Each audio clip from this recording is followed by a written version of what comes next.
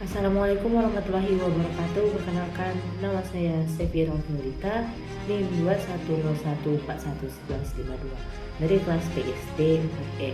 Di sini saya akan menjelaskan terkait dengan kasus korupsi Surya Darmadi. Kasus ini bermula ketika Bupati Indragiri Hulu tahun 1999 sampai 2008, Raja Tamsir Rahman menerbitkan izin lokasi dan izin usaha perkebunan atau IUP kepada 4 perusahaan PT Duta Palma Group. Keempat perusahaan tersebut adalah PT Banyu Bening Utama pada tahun 2003, serta PT Panca Argo Lestari, PT Palma 1, dan PT Sebrida Subur pada tahun 2007. Permasalahan pemberian izin tersebut lantaran diduga dilakukan secara ilegal dan berpotensi mengakibatkan kerugian pada negara. Pasalnya, lokasi tempat penerbitan izin tersebut berada dalam kawasan hutan yang tidak disertai adanya pelepasan kawasan hutan.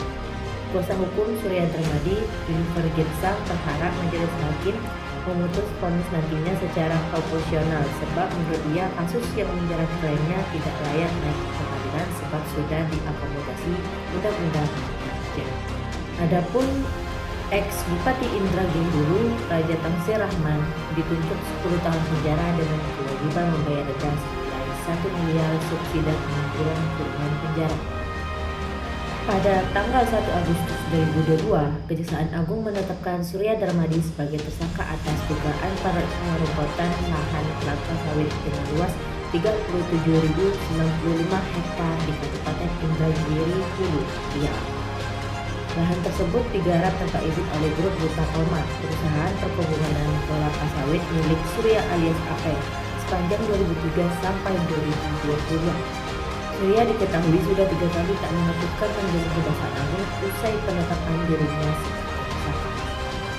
Surya juga dijerat pasal tindak pidana korupsi maupun tindak pidana pencucian uang atau TPPU yang menyebabkan kerugian negara sebesar 78 triliun rupiah.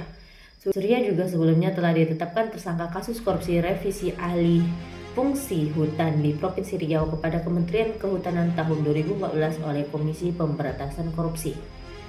Hasil penyidikan tersebut, Surya Darmadi menyuap mantan Gubernur Riau Anas Mamun sebesar 3 miliar melalui gulat medali emas menurun. Jaksa Agung Sanitiar Burhanuddin menjelaskan kronologi penyerahan diri Bos Duta Palma Surya Darmadi.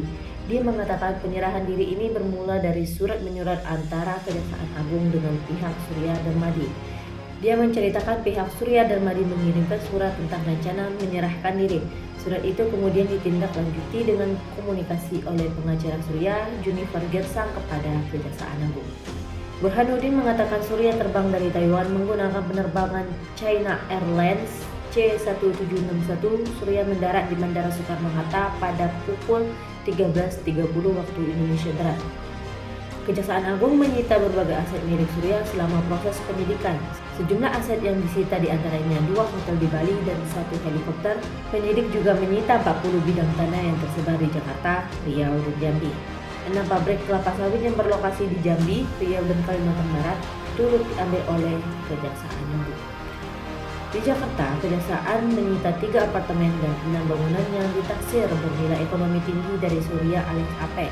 Selain itu, penyidik juga menyita beberapa rekening bank berisi uang 5,1 triliun US dollar, 11,4 juta, dan SIM dolar 646.000.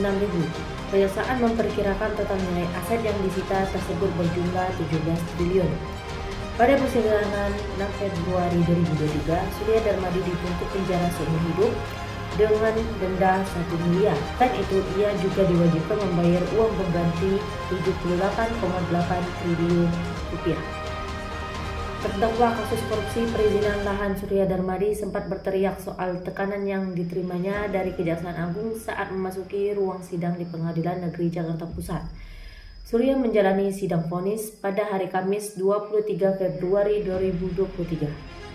Surya yang mengenakan kemeja berwarna putih, celana hitam, dan membawa sebuah dokumen awalnya sempat menghampiri kuasa hukumnya setelah memasuki ruangan sidang. Setelah itu, pemilik PT Duta Palma Group itu berjalan ke arah wartawan sambil membawa sebuah dokumen. Saat berada di hadapan para wartawan itulah Surya kemudian melemparkan berkas yang dia bawa. Dia pun berteriak dirinya ditekan oleh jaksa saat mengajukan pra peradilan. Surya Darmadi juga meminta agar sidang diskors lantaran ia merasa jantungnya bermasalah dan kurang fit. Ketua Majelis Hakim Fahzal akhirnya mengabulkan permintaan skors sidang Surya Darmadi yang memberikan jeda skors selama 1 jam.